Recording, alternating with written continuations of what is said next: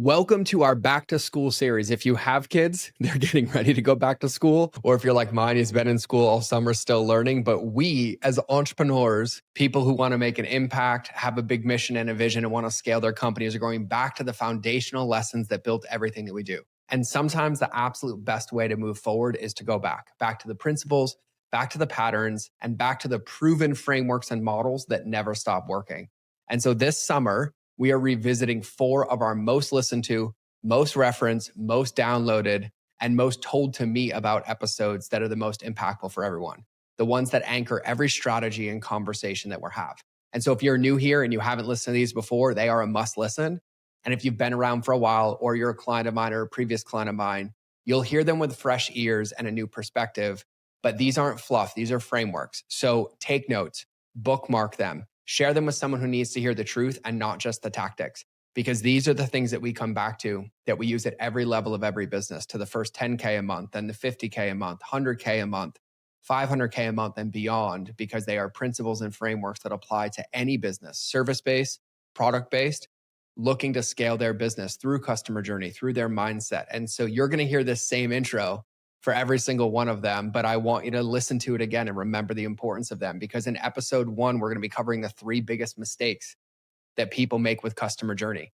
And these mistakes are easy to miss, but they're costly to ignore. And they work whether you're just getting started or scaling to 8 figures. The second one is we're going over the most profound, powerful communication framework I have. It's the Apple framework. An apple a day keeps the customers coming into your bay. I just made that up. It's really cheesy, but I'm a dad, okay? This framework is how we communicate with everyone, our team, our customers, even our relationships, but I covered that in the episode. It's how we communicate in emails. It's how we send DMs when we're doing strategies. This framework will give you the tenets of communication that will get people moving towards you, have autonomy in their journey, get results, and stick around. In the third one, we're going over the sacred lightkeeper quadrants. This one is my favorite. I say it all the time, is that we haven't scaled our business because we haven't scaled ourselves yet. And our success in business comes down to what capacity and perspective we hold. And the biggest mistake entrepreneurs make is sacrificing themselves in this process. And it's counterintuitive to some, but the more you work on yourself, the better your business grows. It's not the more you work on your business, the better you grow. You have to prioritize yourself first. And these quadrants are a framework for you to use every day to build and scale in alignment and ease. And then we're going to wrap up the back to summer, back to school series with the Christmas tree model. This is the model, the core model of understanding what it takes to scale to every single level of business. Because most businesses are being built sideways. They have random offers, disconnected ideas, flashy marketing with no root system. It looks alive, but it's not sustainable. And the Christmas tree model shows you how to build up that tree with structure, with sequence, with support, so that business gets predictable. Because every new win in business, every new client, every new product sold shouldn't make it harder to run the business. It should make it easier because you're learning things in the process and building out that root system. And so I'm incredibly excited. I'm incredibly honored. You're hearing this, so we're going to dive into the series. So enjoy them, save them, come back, reach out, let us know, because we have next steps in the show notes of every single one of them. If I can help you, if my team can help you, we are here. So without further ado, let's get into the series. All right, everybody, welcome back to the Triangle of Death episode. One of the things that I say all the time is one of my scripture statements. And if you don't know what those are things that I help you use to build and scale your marketing. But leadership is saying the same thing as many times as required till the last person gets it. And I just finished speaking in the last month to about 500-600 entrepreneurs total. And no matter how many times I share these mistakes, it tends to tickle and people tend to still continue to make them. And so I'm going to hit the 3 biggest mistakes that people make with customer journey today, because a lot of things are changing in the world. People are starting to realize that people's filters are up. Authentic connections matter. People value endowment and real and authentic, not transactional. They don't want to be put into a system. They don't want to be left at the altar. And these are the mistakes that tend to get in the way at every single level. And so I'm going to make this one short, I'm going to make this one sweet, and I'm going to make it to the point, because if you promise me that you don't make these mistakes, or at least you're aware of them when it comes to you communicating with your customers or potential future customers, you give yourself a 99% better chance of achieving the results that you want, which is getting customers, getting your customers results. Those results lead to revenue and referrals. And when you make these mistakes, we tend to get in the way of them even starting without realizing it's happening. And so you will hear me talk about these all the time. They haven't changed in 4 years, and they're not going to change anytime soon. And they are underneath almost every single product, service, business, or offer that's out there. And so I'm going to lay these out for you really, really easily. There are 3 core mistakes. Well, I just did 4 with my fingers if you're watching this, but there are 3 core mistakes that people make when it comes to customer journey. Mistake number 1 is called the zone of doubt. And my dictionary definition of this, when I wrote this down years ago, is the zone of doubt is the space between the opt-in, credit card purchase, or exchange of information where the dopamine is wearing off. The longer that zone exists, the faster the undercurrent of your customer or potential customers' anxiety and doubt takes over, deteriorating both of your chances of success.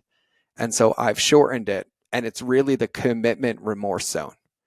It's when we have anybody, a potential lead, a potential customer, somebody gives us their email, somebody gives us their credit card, when they are in a heightened emotional state, we accidentally, and I say this on purpose, we accidentally leave them feeling cold, overwhelmed, or resistant, and they can't start with us. And so I'm going to paint the picture of what this looks like a few times. So a really easy one. If you've ever seen a Facebook post and someone's like, hey, leave me a comment if you want me to send you this one thing and I'll send it in the next hour. Well, when you leave that comment and you're really excited to leave that comment, and then an hour goes by, 3 hours go by, 5 hours go by, and you still haven't heard from them, that expectation of that container that was promised is broken. And from that moment on, the lens of the recipient, meaning the person we promised it to, shifts from excitement to critical and evidence collection that they made the wrong choice. So the zone of doubt is anywhere where we have somebody making a decision. If we are at a conference and somebody comes up to us and they're like, oh my God, I'm so excited to connect with you. And you're like, oh my God, amazing. Give me your business card and I'll reach out tomorrow. And then 3 days go by and 5 days go by. You've already destroyed and deteriorated every single chance of your success. And this happens across the board. It can also happen even when you're communicating, but not communicating effectively. And this is notorious in coaching programs, consulting, even physical products, where somebody buys a product and then the first thing they see is a thank you page reminding them how much money they spent. And then they either don't get an email, or they don't get what was promised, or they get one that is a complete pattern interrupt or lane change that doesn't make sense to them, that doesn't understand anything for them that supports them in getting to their goals. And so we have to understand that when somebody's in a heightened emotional state, or that they're in a decision point, and that decision point might be signing up to book a call with us, and then they book a call on the calendar, and then they're told they're going to get an email. They don't get the email. Now, all of a sudden, their lens goes to critical. Well, why didn't I get the email? What's happening? Can I trust this person? Can I not trust this person? Or somebody buys a program and they're told the moment you sign up, you're going to hear from our team. And then they sign up and then they don't hear from the team, or they hear from the team 4 hours later than was promised. You've already deteriorated both of your chances of success. And so this one is notorious. And if you've ever bought a digital program on the internet, you know exactly what I'm talking about. If you've ever paid for a course or paid for a PDF, and then you buy it and you go to your inbox expecting it to be there and it's not there, the emotional state in your body goes from excitement to where is it? And then every point past that increases the reactance in the person getting in the way of you being a catalyst for their change. Because the moment you have to reach out and email the company, or you're sitting there wondering, or they reach out like, hey, I thought I was going to hear from you, all those are pieces of evidence that the person can't feel safe. And when people are making emotional based decisions, there's only one requirement for them to make it, and it's that they feel safe. So that is the zone of doubt. The second one is what I call the inverse journey. And the inverse journey is where there's any touch point with a customer or potential customer that is about you and not them or their results or where they're going with you. And so this one is notorious, right? Ladies see this all the time with skincare products. Men see this with supplements. But you've spent a couple of hours or a couple of days making a decision on what product you're going to buy or what service you're going to sign up for, whatever coaching program you're going to sign up for. And then you sign up for it. And the first email you get is along the lines of like, hey, I'm so excited you're here. Let me tell you how I've spent the last 15 years of my life scouring the jungles of Costa Rica to find this last hitting ingredient. And I raised all this money to support you. No, you didn't, right? Or, hey, it's so excited that you're here and you're in my coaching program. I'm going to show you my way, the way that I do it, the way that works for me, the way that I've gotten results. And all that does is decrease the likelihood that somebody can see themselves in it. And it disempowers them because the only reason we're literally supporting people, we're getting people's emails, we're getting their credit cards, is because we are telling them that our job is going to help them achieve those results. And then the moment they message us or they buy something from us, the first thing we do is we make it all about ourselves. And so when you make that mistake, you basically tie both of your hands behind your back, because if somebody can't see themselves in it and we're not speaking to them and where they're going, then all they're doing is collecting more evidence that this one is no different than the other ones. This one's going to be the same as all the other ones, and I still can't do this. And so my favorite way to remind clients of this, and when I talk about this and share this, and you should probably write this one down because this is the reminder I use, because these mistakes do not happen intentionally. They happen accidentally. But the reminder that I give myself is my customers' results will tell them everything they need to know about me. My customers' results will tell them everything they need to know about me. So in the lens of the inverse journey, I'll give a tangible example of a company that I scaled up to $1 billion, and it was beautiful, but it was really about loving the customer. And they're used to buying physical products and getting an email from the company telling them how awesome they are and why their product's amazing and why their team is amazing. But that doesn't do me any good on the receiving end if I'm in a place of pain or a place of lack or something's missing and I bought a product for me to be better.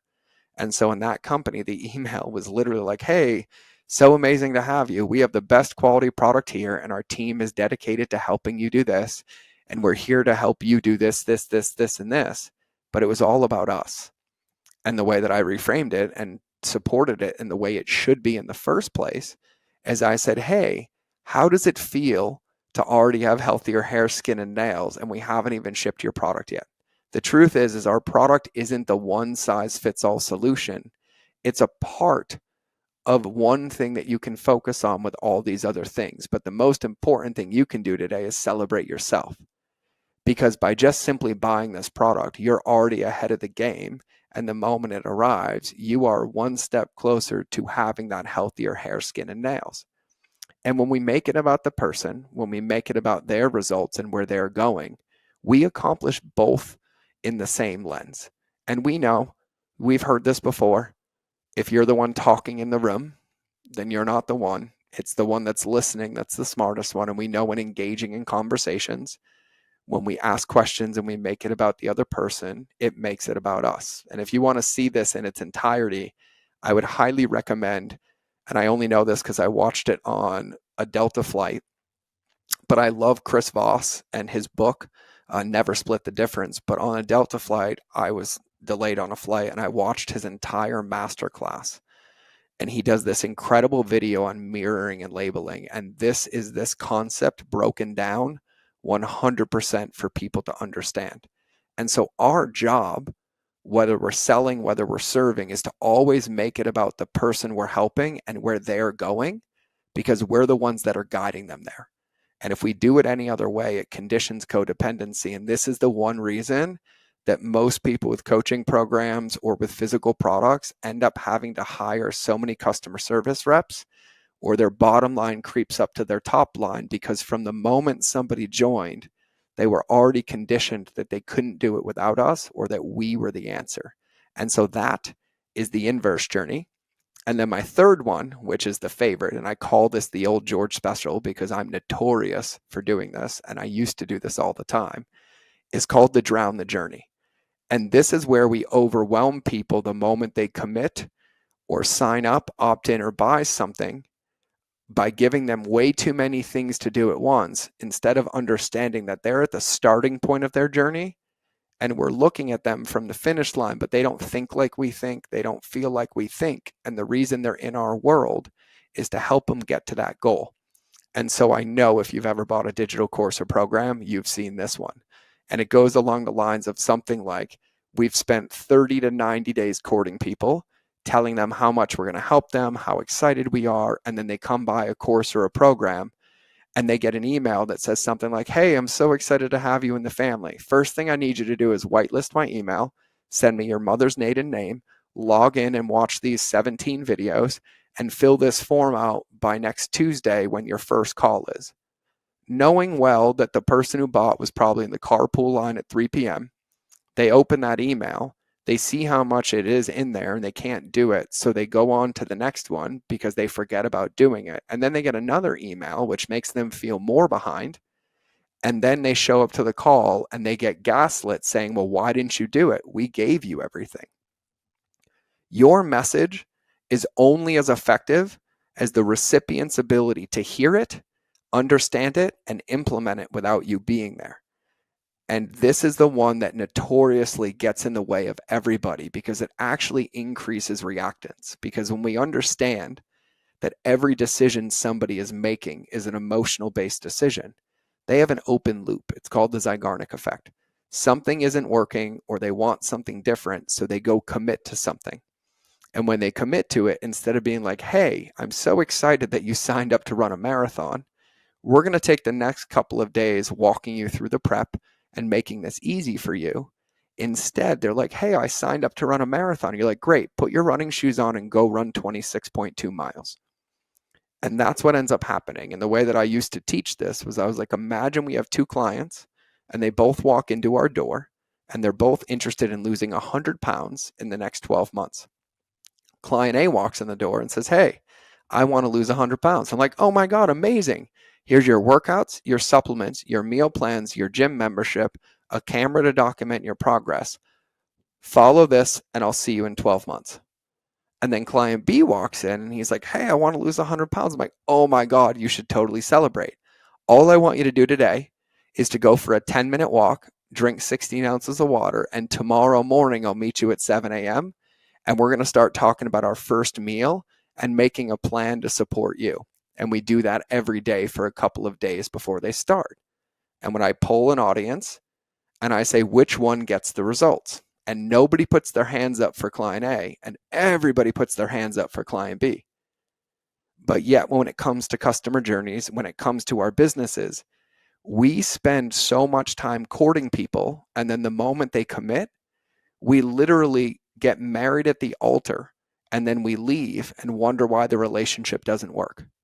And relationships and leadership and fulfilling on programs and products is not automating a relationship. And my joke is to most men, I'm like, can you imagine how successful your marriage would be if the moment you married your wife, you relegated the relationship to automated text messages every Friday?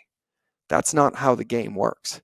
And so we have to understand that when we're offering something to somebody, when we're selling a product, when we're selling a service, when we're helping guide somebody there, it's our job to break it down into the manageable checkpoints or touch points that give them the best chance of success, not spend 90 days or 30 days, however many, courting them. And then the moment they're in, thinking that we can drop one email and it covers absolutely everything.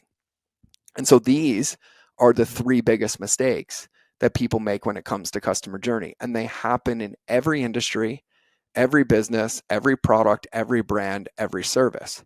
They also happen in person. We do these when we're meeting people. We'll go meet people at a conference.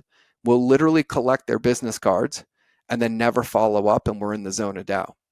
Or we'll literally meet people, and all we'll end up doing is talking about ourselves instead of them and how we can support them. Or somebody comes and asks us a question and we think we're being effective because we're like, hey, yeah, I want you to go read this book, watch these videos, and do those things. Never having the empathy and putting ourselves in their situation, understanding what steps it would take that would give them the best chance of success. And I've said this for years. I think most people have the wrong fear when it comes to their business. And most people's fear is that I don't have people buying my product or service. That's not my fear. The biggest fear I think you should ever have is that people buy your product or service and never get the results or closer to them that you promised, because that creates an anti-marketing machine. And as of 2023, 93% of marketing is word of mouth marketing. And if somebody doesn't get a result or have a positive experience, the only thing that they can say about us is that it didn't work or they didn't get there. And as much as we'd like to blame them, it's not on them, because leadership is saying the same thing as many times as required till the last person gets it, but also making sure that we're delivering our message or delivering our product or our service in a way that they can hear it, understand it, and implement it without us, or else neither of us have any chance of success. And so I felt called to reshare these today.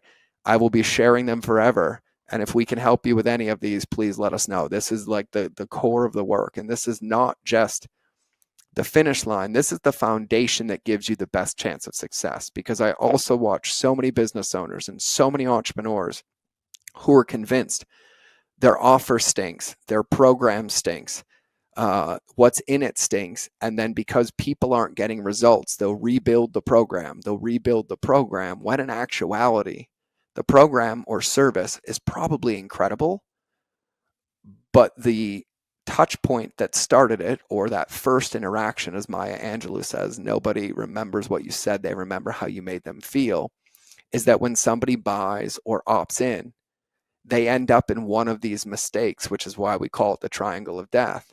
And because of that, it prevents them from even getting in or starting in the first place. And then we end up in this massive cycle, making adjustments and reactions to the wrong thing because we didn't have empathy or understand what it was like in the customer's before state. And it's so much deeper than their psychographics or what their pain looks like or what their solutions look like. It's just understanding how to communicate and empower people and lead them to the results. And so if you're a personal trainer, you don't just tell somebody to go do 3 sets of 10 of each of these movements like they would 6 months down the road. You titrate them in. You give them the first part, you get them into momentum, and then they get deeper and deeper and deeper. And so these are the 3 mistakes that happen everywhere. They happen on Instagram, they happen in DMs, they happen on sales calls, they happen on conference calls, they happen with physical products, they happen with digital products. And this is my life's work, is helping people fix this, because the only way we can actually create results or build a company that scales is by getting people results in those products or services so that they can achieve that result and then tell more people about it and continue on with us, because nobody continues to stick around if everything they sign up for or everything they buy they can't use, because we haven't thought through what it's like to design a journey that leads them to the results. And that is our job as an entrepreneur. That is our job as a business owner. Our job is to deliver on the promises that we say, no matter how many ways we have to rebuild it or design it, or else we should close the doors. And so I wanted to share these today. And so if I can help you in any way, you know how to get a hold of me. Hit me up on Instagram. I also have this in another video training if you want, and our customer journey training on breaking down the book, The Catalyst, which will help you understand some of these pieces at length as well. So just shoot me a DM on Instagram, but I got to run out the door because I got to get my son from school and get ready to go play badminton in the field and Uno and whatever else we're up to today. And so I love you all to pieces. I wish you the best of days. I will see you in the next episode, or you will hear me in your earballs. But either way, we're out.